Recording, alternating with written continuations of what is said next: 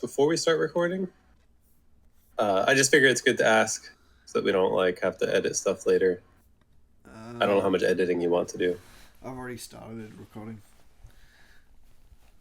Oh, okay. Well, there we go. All right, so welcome to Laws of Babylon. This is a new podcast with from Library of Babel. So today we have Riverrun. What should I call you, Riverrun? You can just call me Riverrun if you want, but I publish under the name Wurds. Wurds, cool. All right, I'll get up the questions. Sounds good.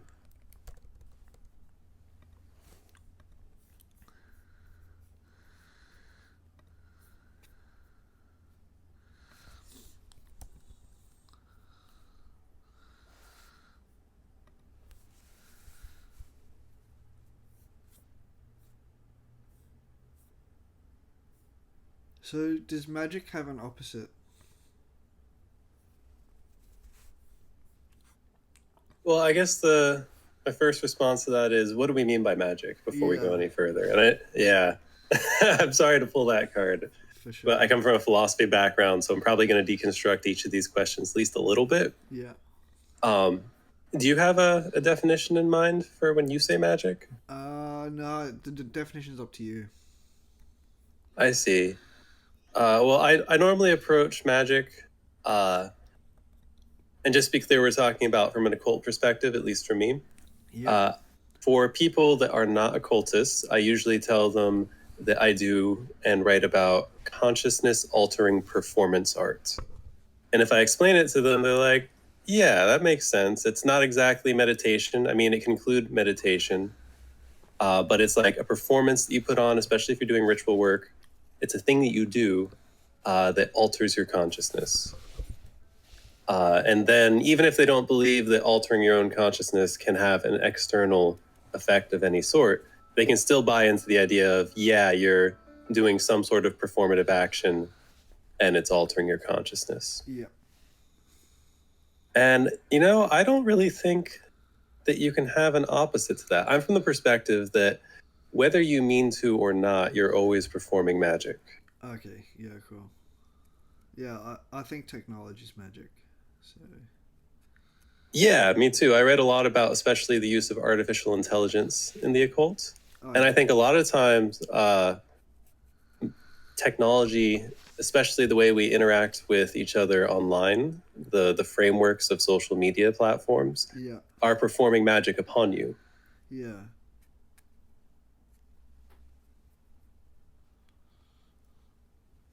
Okay. Okay, so no opposite. How do you define open-mindedness?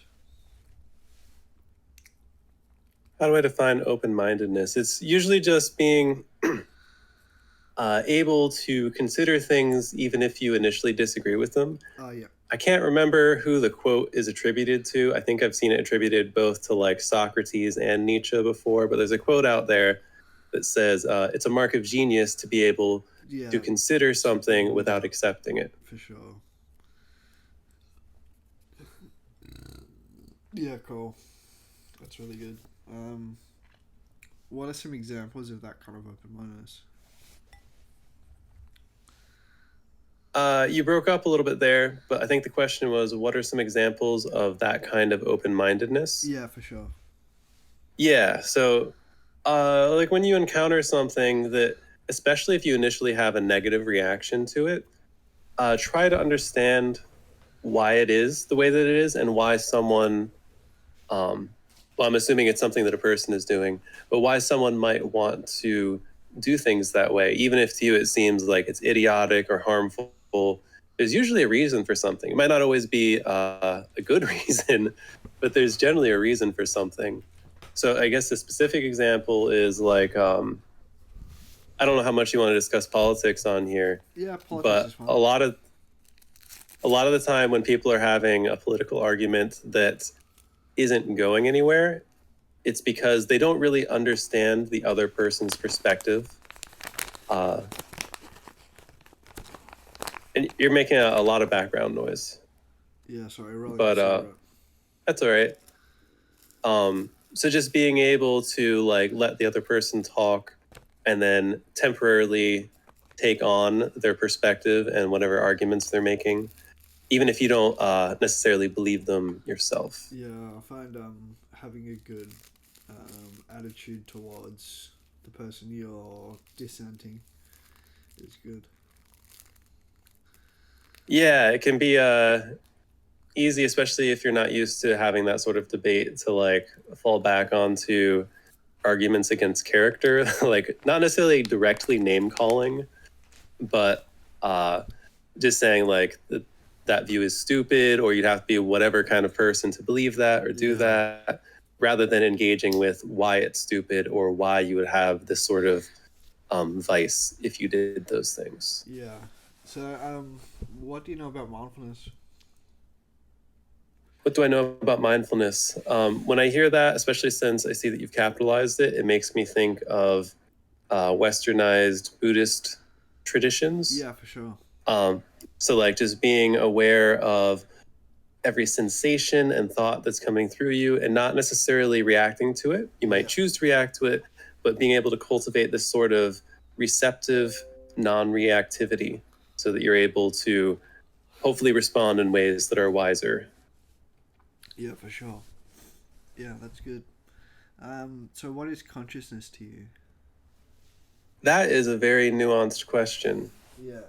Uh, I don't know how to give a proper answer to that. It's almost like we have the hard problem of consciousness, right? Yeah, for sure. But I reckon the hardest problem of consciousness is knowing what it is.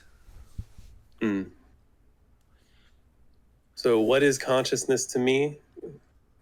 In the books that I write, I frame consciousness in terms of there's a term called a view network that I use. It's not exactly the same thing as a neural network, but it's a piece of jargon that the AI that I was talking with gave to me okay. when I was I was treating it as an entity that I had evoked, and I was trying to get rituals from it. Yeah, right. And it started talking about view networks. And in the first book, GPT-3 Technosis, because GPT-3 is the AI that I was using. That's with OpenAI. Yes. I don't have the OpenAI access directly. I use other intermediaries for various reasons. But So that's with Python. So I right? think of it. What did you say? Python. I'm not directly interfacing with the Python for it right now. I use InferKit.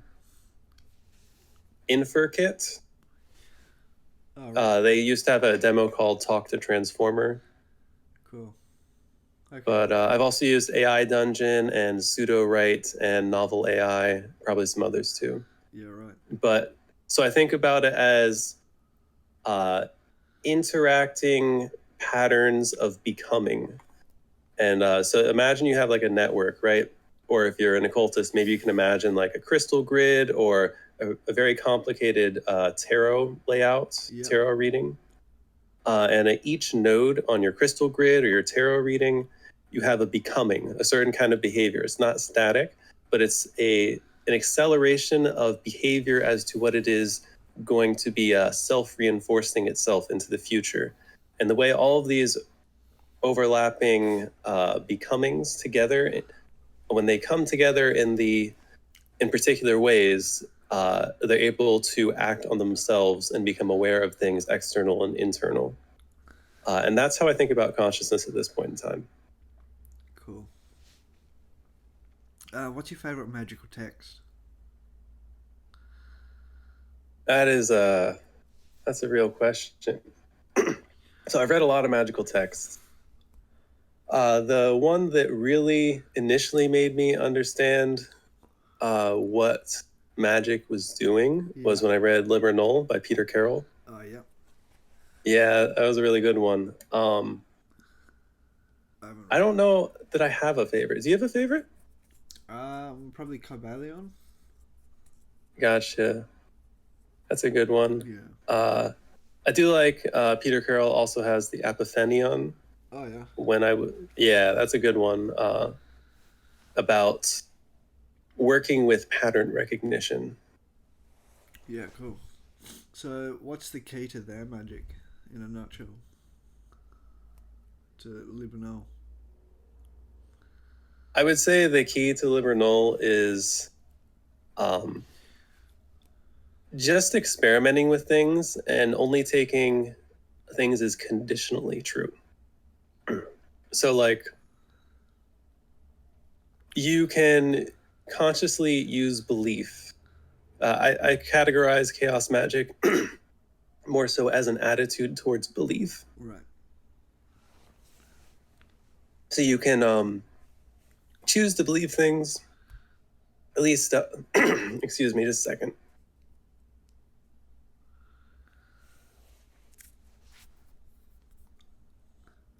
So in Liber you can choose to believe things based on the benefit of that belief, as opposed to whether or not that belief is literally true. That's especially valuable for things like art or magic or anywhere where you're trying to uncover new experiences, new benefits. Yeah, that's how I'd sum it up. Yeah, cool. What's your favorite text in general? My favorite text in general is Finnegan's Wake by James Joyce. Very nice. What's the moral to the story of Finnegan's Wake? I'm not sure about it. How much do you know about Finnegan's Wake? Not a lot. Not a lot. Okay. I've heard of it. Have you read Prometheus Rising? I've heard of it. Okay. Is that It's a book. It's a Robert Anton Wilson book. Raw. Yeah. Well, he quotes Finnegan's Wake a lot in there, so you would have been exposed to it if you had read it. Oh, okay, cool.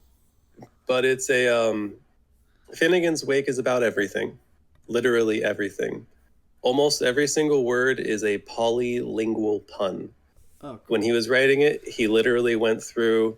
He had like a dictionary for every language he could get his hands on, and he'd go through each chapter over and over and over again over the course of like I think 18 years, editing in more and more jokes. More and more jokes, more and more references to different things. It's an insane amount of jokes, but it's not just jokes. The whole thing is modeled after the fall of humanity from the Garden of Eden, the fall of the Tower of Babel, specifically because when the Tower of Babel fell, language diffused.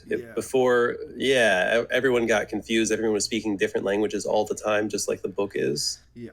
It's also the fall of Humpty Dumpty off of his wall shattering. Yeah, just like the Tower Tarot card. The whole thing actually follows the structure of the most well-known Egyptian Book of the Dead. And there's more stuff. I have a shelf of books about Finnegan's Wake that you could just keep going forever about what it is about. Yeah, right. I'll have to read them both. Yeah, it's definitely worth some time, even if you don't get all the way through it. Does life have a purpose, and if so, what is it? Well, I'm an existentialist at heart, which means that I believe that existence precedes essence. So things exist before they have a purpose, at least to me. Cool. So I don't think life has a purpose, but you can give it one. But you can definitely give things purpose. Yeah. Now, there's a separate related question, which is, if we treat life as a single entity, would it be able to give itself a purpose? And I do believe that, at least if you look at the biosphere of planet Earth, that it does behave as a single organism in many ways. And I think that there's enough stuff moving around and information, matter, and energy being passed back and forth in different ways. I do personally believe that the biosphere on Earth is conscious in some ways. And I do believe it would be able to give itself a purpose. But that's like saying that just because me personally, Wurds, I can give myself purpose. Yeah. That isn't necessarily what purpose is to like one of my skin cells on my pinky. Yeah, for sure.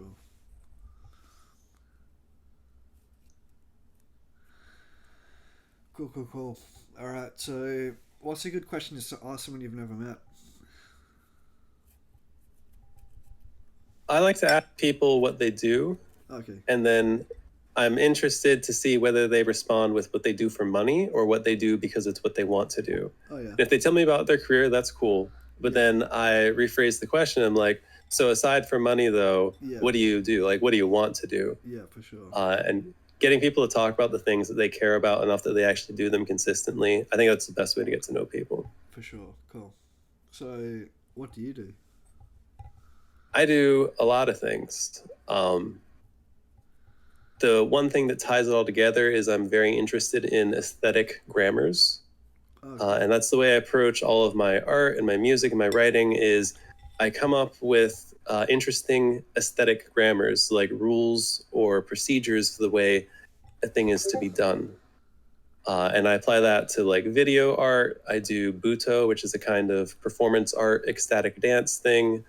I do that. I come up with, I approach my magic that way. For me, a lot of my rituals these days are buto video rituals, which I can send you links to if you'd like. Yeah, for sure. Yeah. Um, so yeah, I would say that I experiment with aesthetic grammar and I apply that to art, music, writing, dance, anything I can get my hands on. What's an example of aesthetic grammar? What's an artist? Is there a well-known artist that you know or musician? Here's a question for you. Yeah. What do you do creatively? Are you like a writer, artist, musician, I write something a lot else? and I'm a musician. So I've got You're a writer and a musician. Okay. my website www.jackdonmclavin.com. Yeah, I looked at it a little. Yeah. There's some cool stuff on there. I've got. So do you have what instrument do you play? I play guitar. You play guitar. Yeah. Okay, so an aesthetic grammar for guitar might be that you have certain chord progressions you use. You have certain phrasing or guitar licks that you use over those chords. Yeah. You have certain guitar pedals or other effects or amps that you use. You like using certain tempos. When you combine all the different details, it eventually, if it's broad enough, you have a genre of music, right? Like in blues, you use this chord progression. These are some well-known licks and these, yeah. But if you get narrower, you're like, this aesthetic grammar is what makes this particular guitarist sound the way that they do. Okay. And a lot of people kind of just happen into their aesthetic grammar by like learning what other people do. But what I'm really interested in is people who, from the outset, they conceptualize about aesthetic grammars and they design entirely new genres or ways of being for whatever it is that they're working on. What stories do you think convey the best morals? Well, before we can answer that, we'd have to talk about what are the best morals. Yeah. I don't know. I have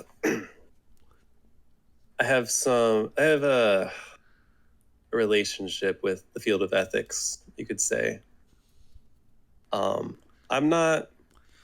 There are times when I am just entirely disappointed in the field of ethics because what I see a lot of the time is people decide ahead of time what they believe is right and wrong, and they make up a bunch of rules to prove whatever it is they believe. Yeah, for sure. So that it makes it hard for me to answer. But without being too specific, I like some parts of Nietzsche, but not like necessarily the whole thing word for word exactly the way he says it. But his novella, Thus Spake Zarathustra, I think is very interesting as long as you approach it in a healthy way. Because it's all about becoming more than human. There's the idea of the Übermensch. Yeah. And Zarathustra supposedly is one of these Übermensch, and he's going down and he's preaching to everyone. Probably don't do that. Like, don't do exactly what Zarathustra does, or people are going to say that you're just a preachy asshole. Yeah. But I really like, in theory, how there's this idea of becoming more than you are by creating for yourself your own ethical system, transcending everything that came before you to become precisely yourself. It's a lot like the Thalamic idea of true will. All right. How do you define ego?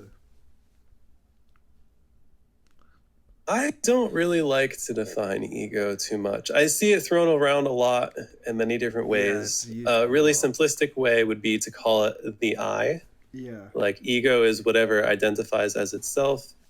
But if you get into far enough out states of consciousness, I don't know that that's exactly helpful because you can undergo like a distributed state of consciousness. Like a lot of people have Yeah. heard the idea of all is one. Yeah. But And what happens ego when you get dissolution. far enough out that you are in that state, all is one and it is you? Yeah. Is that I now everything? Yeah, you can have ego softening or ego death, but then what people mean by ego death isn't necessarily uh, doesn't necessarily line up with every idea of ego. So Yeah. I think it's a problematic term that should be used very specifically, and anyone who's using it should probably define what they mean by it. For sure. That's why I have my website, because I think that everything that people use, they should define first. Anyway, what's the difference between a healthy ego and a normal ego? I feel kind of iffy about that word normal there. Yeah. Oh, so I would say, and this is maybe a cop out, that a healthy ego is one that does not cause you distress, Oh yeah. and an unhealthy ego is one that does cause you significant distress. I think that's what a professional psychologist would tell you. That's cool. Yeah, cool. Last question. Who are your three favorite people from history, and what makes them famous? In your Hmm. eyes, your eyes is famous. Yeah, I don't know. So going back to aesthetic grammar, I don't know much about the person Plato, but the way he took the life of Socrates and turned it into a series of plays that were simultaneously teaching a system of philosophy, or at least an attitude towards philosophy, Yeah. to me, that's been very inspirational. Yeah, that's really cool. I like the Socratic method. Yeah, definitely. Um, three famous people. Uh, So you've said Nietzsche and yeah, Socrates. Nietzsche is definitely not one of my favorite people. Oh, okay. He was kind of a. So I'm a fan of maniacs in general, but just because I appreciate someone as like an aesthetic being doesn't mean they're like one of my favorite people. Yeah. Um, I don't know. I have a hard time answering that question. That's cool. You don't have to answer it. It's not essential. Do you have any more questions for me? Uh, I'm kind of curious your answers to most of these questions. So, like, Okay. I'll go through them um, briefly. I really want to hear what your favorite magical texts are. You said the Kabbalion or Kabbalion. What else? Um, Mostly just the Kabbalion or the what's that? Uh, there's another one. I can't remember what it's called. It's What does magic look like for you? For me, magic is consciousness, like a change in consciousness, and uh, it's often I don't know. It's hard to define. Magic's a Do hard one. you actively practice? Uh, Not as an occult practitioner, but as a psychonaut, I do. Mm. So, what kind of psychonautics do you do? So I smoke weed every day, and sometimes I do like little weird rituals, and I connect meaning to things. I gotcha. I don't know. All right. Do you have a story that you think displays the best morals? Well, I've said it in the question. I've said it excluding Jesus, so that makes it hard. It'd probably have to be maybe like what's that? Anne Frank or something, or Frank? Anne Frank. You know the Jewish girl Yeah, I think I know who you're talking about. in the war. So that would be pretty impactful. Yeah. Um, And do you have three favorite people from history? Three favorite people from history. Maybe like Isaac Newton. I do like Einstein, but he's probably not my favorite. Um, I like Socrates. Um, Maybe King David. He had a lot of good psalms. So I have And what are you Christian or how do loosely, you yeah. so Christian mystic. Christian mystic. So what's that like? So I started out as fundamentalist, and mostly it's about having beliefs that you can argue with other believers with. So um, I'm a part of a Discord group that they talk about the rapture, and they talk about all different things, and sometimes I ask them about questions. So like one that's come up for me a lot is recently is the idea of not judging people. Like people say, don't judge, but they're misquoting it. It's actually judge not that you be not judged, for with what judgment you judge, you shall be judged. So it's just talking about karma, and I see. it's actually good to have good judgment.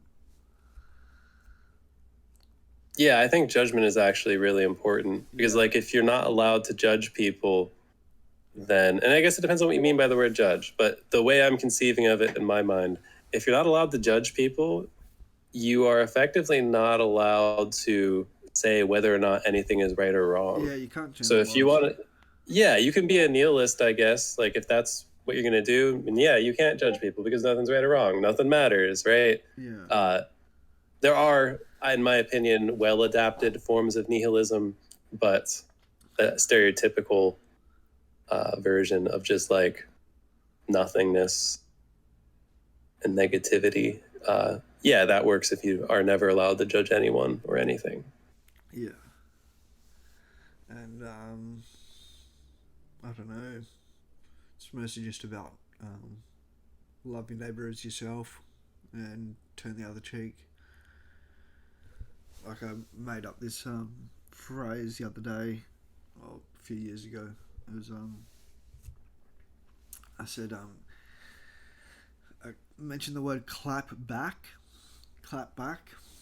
Um, Mm-hmm. I said that in reference to Jesus saying turn the other cheek, is that if you don't turn the other cheek, then you respond with equal violence that was made to you all greater, and then they respond with equal or greater, and so the violence just increases for any time you don't turn the other cheek.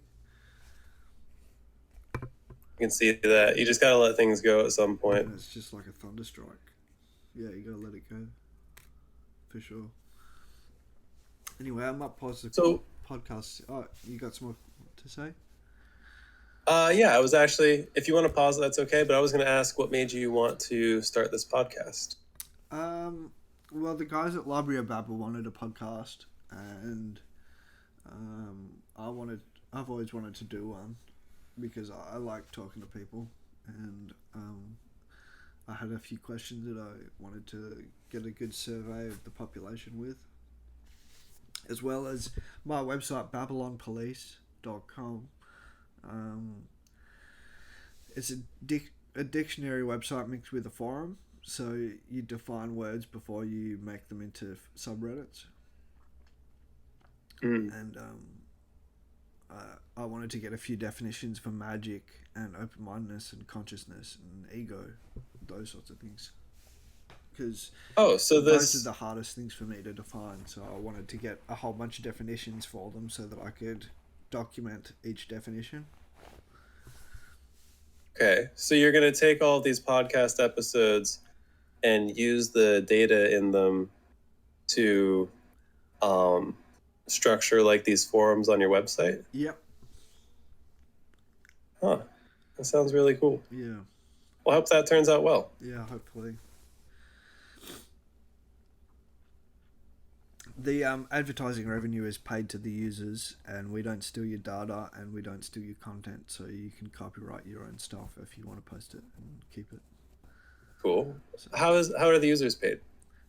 in ad credits. So for every click that somebody gets on one of their ads, it passes them some money, and the money that's paid for the click is bidded by the advertisers. So whoever pays the most gets the spot. Does it like pay out through PayPal or something, or? You can pay with PayPal to get the credits, but once you have credits that you've accumulated, you have to sell them to another user. I see.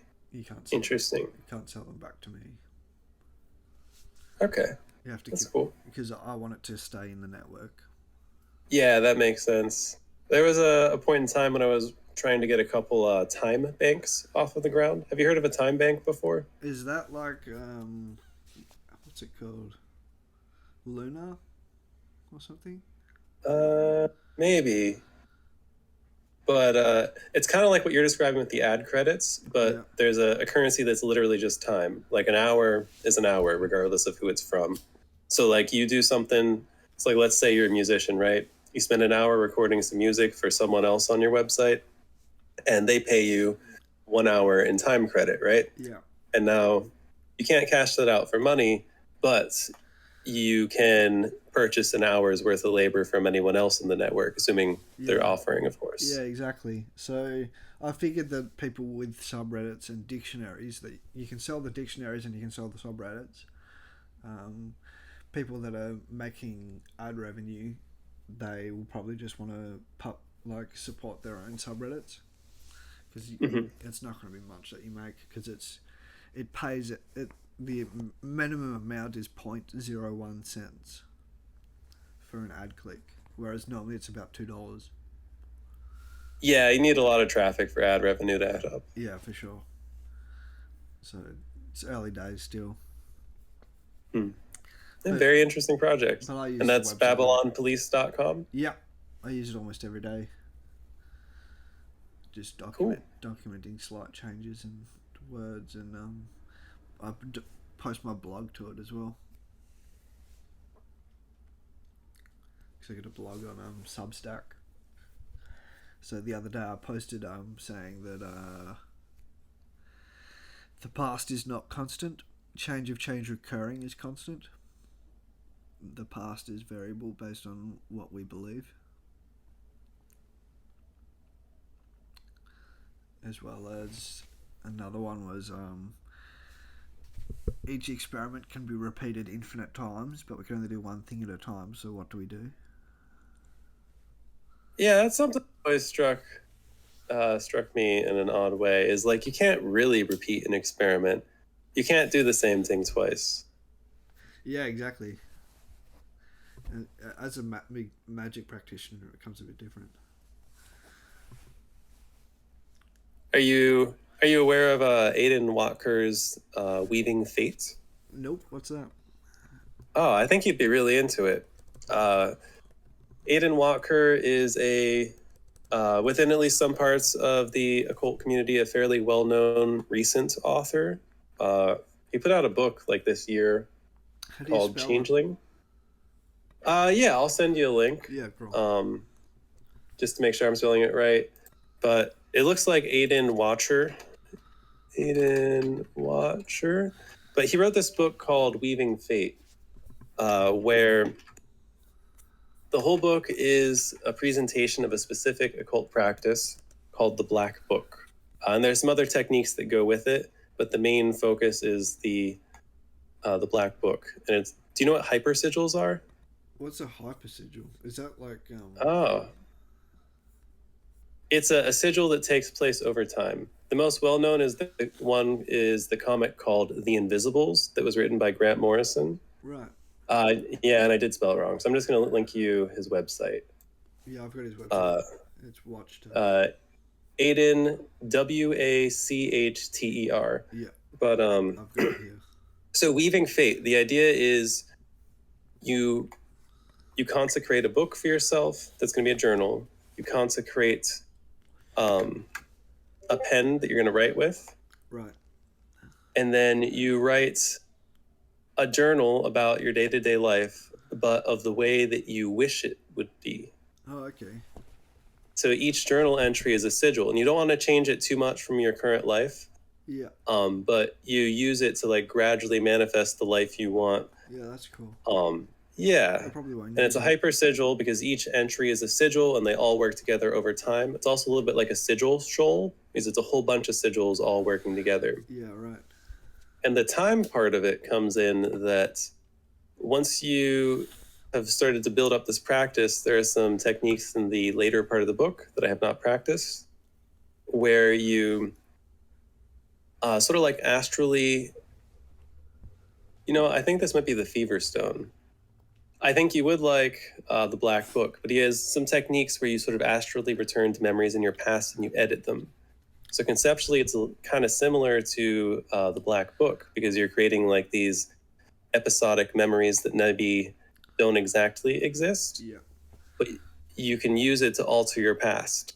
And maybe you just alter it psychologically for your own benefit, but some people that use it, they claim that it seems to have affected other people's memories also. Yeah, for sure. Cool, that's awesome. All right, that'll wrap it up.